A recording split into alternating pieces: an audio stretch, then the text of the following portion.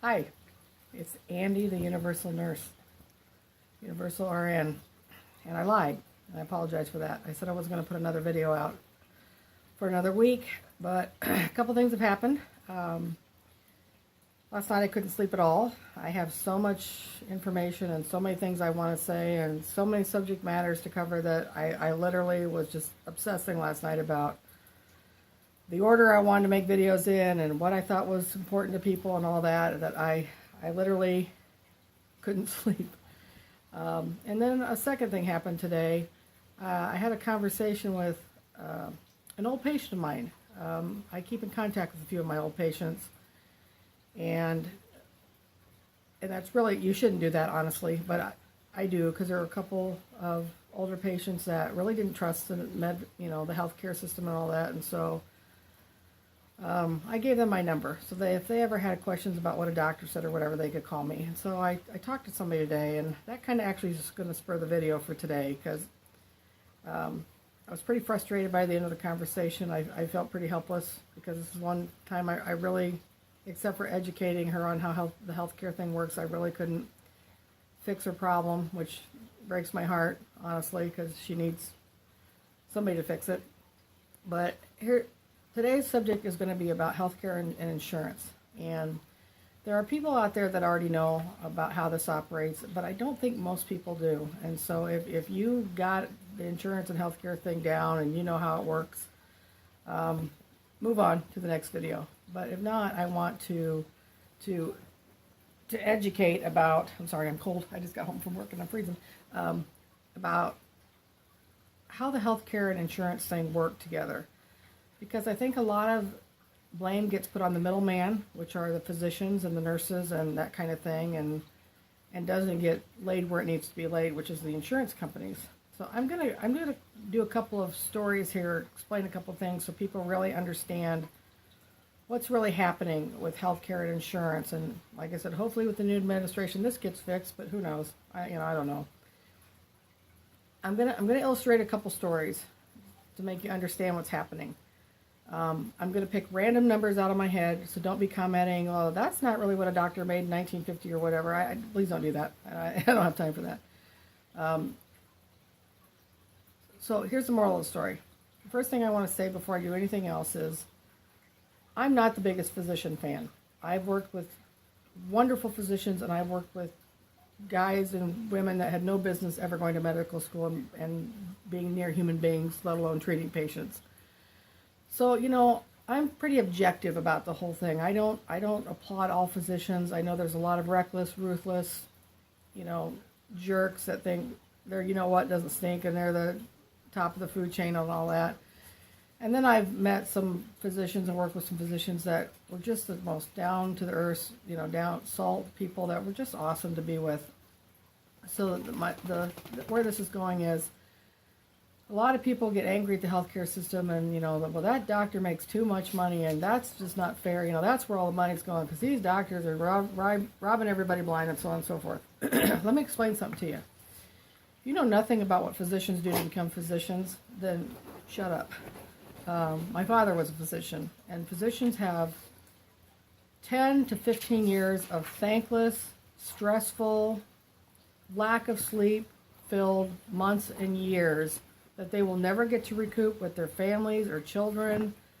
A lot of physicians are going through medical school when their children are very young, and so they literally almost don't even see their families for the 4 years of medical school, and then the internships, and then the residencies. So my point here is, whether I like a physician or not, I respect the fact that these people went through ungodly amounts of schooling in ungodly circumstances and had a horrible, work-life balance and missed their families and missed important things. So they deserve every freaking dime they get. So no more whining about physicians and what they get. Okay, so as far as what's happening with insurance, for those who don't know, here's my first story. Let's say 50 years ago, a physician who just saw patients in the office was being paid about, about $40 a visit. I'm making that amount up. And, 50 years ago, he saw 2 patients an hour, And what that basically let him do is in a 30-minute period per patient, he was able to get up from his desk, walk into the room, peruse the chart before he saw the patient to remind himself who the patient is, what recent things they did at the last visit, so on and so forth. And he goes in the room, and then he peruses what the nurse wrote that roomed the patient that day, and the vital signs and complaints and why the patient's here, what the latest updates of meds are, and so on and so forth.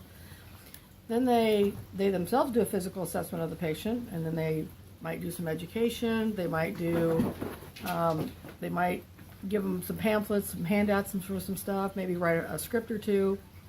And then they say, see you later, and they walk back into their office, and then they have to dictate the visit so that they don't forget it. And a 30-minute period of time is honestly a reasonable amount of time to get that done. And that's giving fairly decent patient care, one-on-one interaction. So now let's say 40 years ago. Remember, this is 50 years ago. Well, let's say 40 years ago, the insurance companies, who are at this point running kind of rampant, starting to run their thing here, they kind of got together and thought, $40 just seems too much to pay for a physician appointment. Let's give them $30. And so then they put out a thing, we are no longer going to reimburse $40 per patient visit. We're going to give you $30. Now remember, ladies and gentlemen, physicians are human beings just like the rest of us. They buy houses, they pay for cars, they pay for trips, they pay for their groceries, they pay for their kids' clothes. Just like we do, we buy things based on our salaries and how much we make.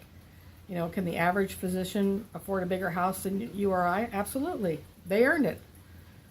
But that's their life. They based what they bought on their salary, and all of a sudden they're being told by these insurance companies, who decide for no other reason but that they just want to do this, that they're not going to pay the physician the same amount they've been making for the last 10 years. And this is really stuff that happens every day. So now the physician's like, well, crap. I've got this big mortgage, and I've literally just lost a fourth of my income. What do I do? So then they think, well, I guess in that hour I'll have to see 3 patients. So they see the 3 patients, and now each patient's down to 20 minutes. Same thing. That 20 minutes has to incorporate the physician walking into the office, or walking from his office to the patient's room, reading the chart, walking in, reading what the nurse wrote, examining the patient, giving education, writing a script or whatever, going back and dictating. You're supposed to do this in 20 minutes. Now, as we all know, we're all used to the patient that just flies in and out, and it makes us angry and frustrated and all that. And understandably, when you kind of choke when a patient's doing that. You may have had a list of things you want to ask them, but you're so frazzled by the frazzledness of the physician that you just kind of lose focus of what was I going to ask, what was I going to say. So now they're down to this point. Okay, so then life goes along for 20 years, and inflation occurs, and physician salaries slowly go up, and so let's say now it's 10 years ago, and the physician's making $80 an office visit, and they're still making their 3 visits an hour, so they're doing okay. And then yes, I have a lot of dogs. And then the insurance company goes, $80 seems a lot for a office visit. We're going to knock you down to $60. We're going to cut you down to $60 to be reimbursed for your time. Once again, these are people. They've bought houses and cars and other things based on their salary at that moment. And now the insurance company, for no reason, if you have ever noticed, insurance companies really don't give reasons why they're doing stuff. Says, we don't want to pay you as much. Your value, it's not worth as much now. So now you got this physician who's like, oh, well, crap, what am I going to do here? Well, I guess I'll fit 4 patients in that hour. So now you're talking 15 minutes. 15 minutes to go through that whole routine we've already talked about twice. Going, reading, chatting, blah, blah, blah, blah, blah, going back and dictating. The greatest physician on the earth can't give good care in 15 minutes and incorporate all that other stuff they have to do. So, this is an ongoing thing a lot of people don't realize happens to physicians all the time. The insurance company, the greedy industry that they are, decides that, well, we're kind of in a recession, or we're kind of this, so it justifies, us cutting your salary down. Now, understand the CEO of the insurance company doesn't cut his salary down. He gets a nice big raise that year because they're doing so well, because they're saving a bunch of money now that they're not paying out. So one of the things I'm trying to do when I tell you this is not necessarily get you on the good side of the physicians, but I want you to understand that physicians' hands are really tied. And, we often sit in 45 minutes in a waiting room waiting, and we're just so angry by the time we get in there. My God, it's 45 minutes. My appointment was at 1 o'clock. It's almost 2. Blah, blah, blah. Here's how I look at that. And this is how I want you to maybe start looking at that. Because now, just an FYI, they're really trying to get now physicians to see 5 or 6 people in an hour. So add those numbers in your head and how that's going to work with them getting all those other steps done in 10 minutes or less, which is what's really requiring to happen now, because the insurance just keep cutting and cutting and cutting the rates for everything. Treat it like the physician is 45 minutes late because he's doing this to the timeline and giving good care and giving longer care than he's allotted the time for. I used to work for a physician in Oregon, a cardiologist, the nicest human being, seriously the nicest human being on earth, just a great guy, not only a great doctor, just a great human being. And his patients were so intensely loyal to him that we all dreaded working Wednesday nights, because that's when Dr. Forsyth worked, was Wednesday nights.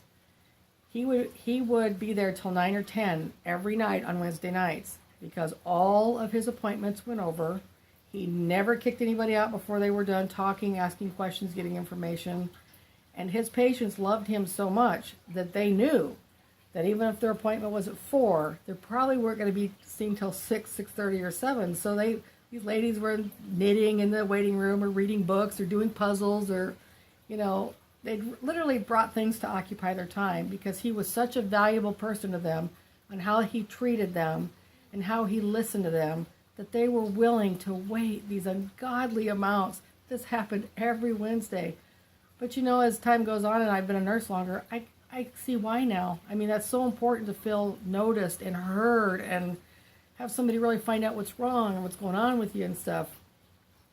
So that's how I choose to look at it now. If I'm in my own self at a personal appointment and the physician's 45 minutes late, I choose to look at it like, well, that must mean he's giving really extra great care to the patients in front of me, which means if I go in there and I need extra time, he's going to give it to me too.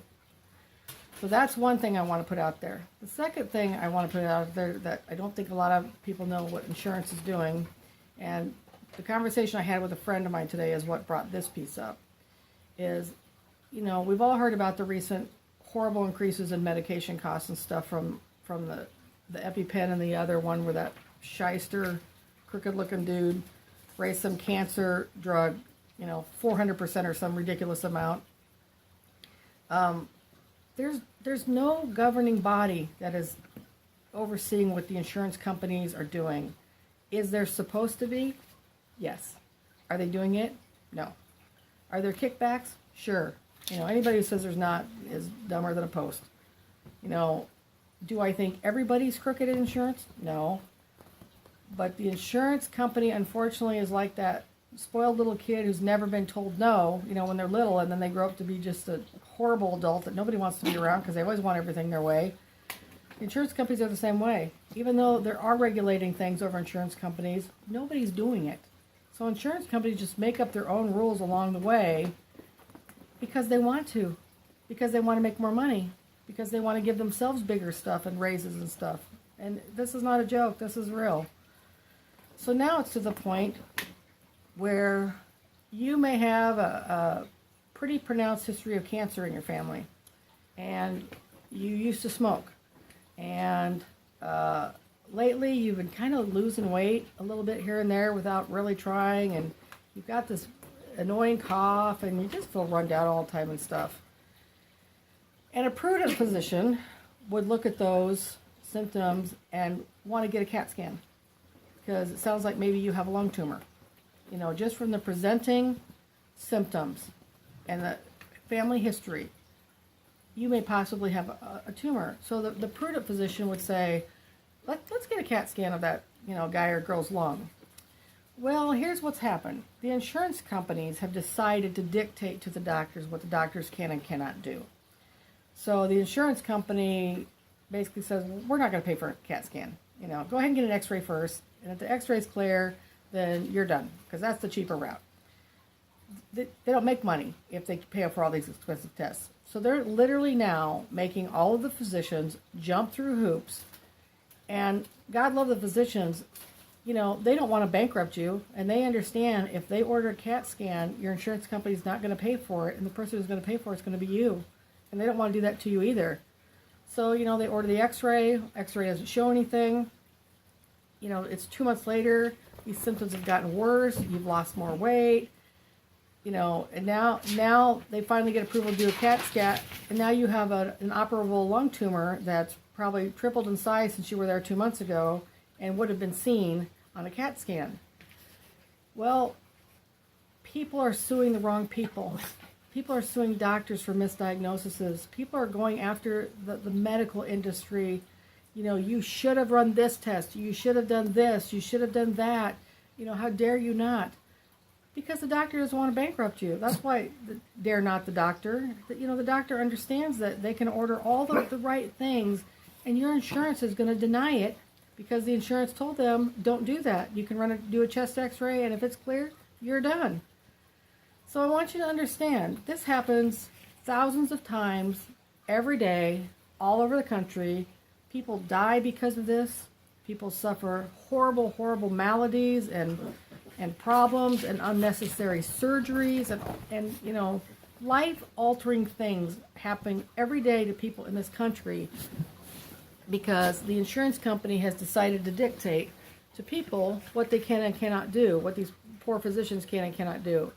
So I want you to understand, the physician is the middleman. And even though there's some really jerky physicians out there, they're all still tied by the same binds by the insurance company. You can do this, you can do that, you can't do this, you can't do that. So there's so much disruption going on in healthcare because of this problem. But here, what I want you to do with this information, and everything I've told you is 100% true. Like I told you in my last video, I'm never going to make stuff up just to sound funny or smart or whatever. I'm telling you stuff in 28 years as a nurse I've dealt with, seen, and know, read insurance profiles, I've had my hands so many pies in nursing. I've seen the information. I've seen the denials. I've seen the piss poor excuses insurance companies have given for denials. It's crazy. I want you to take this information and be forgiving of the physicians and the medical people, the people at the offices. If you have something happens and you're misdiagnosed, or your mother's misdiagnosed, or somebody that you really love is misdiagnosed, and they end up dying or having severe injury from it or having an unnecessary surgery later or whatever, go to the source of the problem. And if you're going to want to sue somebody, sue the insurance company. Don't blame the physician. Get your facts first about exactly what occurred, exactly who made the decisions not to run the appropriate tests, instead of just automatically being so angry and sad about your personal situation that you just have to strike out at somebody, and so the first person you grab is the physician. That's making a lot of jaded, unhappy doctors, which is not helping the cause. It's making less people want to go to medical school because they realize that they're going to get the brunt of lawsuits and stuff. And the truth of the matter is, if you can prove and find out that the physician wanted to order a CAT scan, the physician wanted to order an MRI or whatever the test was, and the insurance company denied it, that's the person that's responsible, the insurance company. So this is today's video. It wasn't very exciting, but I think it's just one of those kind of important things for people to know, because the physicians truly in this whole thing are the middleman. They're not the cause of this problem that's going on. The insurance companies are wholeheartedly the cause of this problem going on. So going forward, next time you're in a waiting room and you're frustrated and it's 40 minutes later and whatever, just think to yourself, he's probably given just extra good care, and he's going to give extra good care to me. And if you're ever in a situation where you think you should have had a CAT scan or whatever, then you go past the physician and you lobby to the insurance company and you take it up with them. because insurance companies don't like to be challenged, but they also don't do well with challenges. They do fine with physician challenges. They have no problem saying no to physicians. They have a much harder time if you or I call them and start reading them the riot act and getting on their butt every day over and over and over. They don't like that. So you're much more prone to get action done if you can't get what you need through the physician. The insurance company is the one that approves it. That's the person to go to and get. So this is my video of the day. I hope for some people it was actually helpful information and that they're a little kinder, a little gentler, and a little more patient with their physicians. All right? I have so many things. It's not going to be a weekly series anymore. It's probably going to be a daily series. This is my little girl. So you have a good day, and I'm sure I'll see you guys tomorrow. Thanks.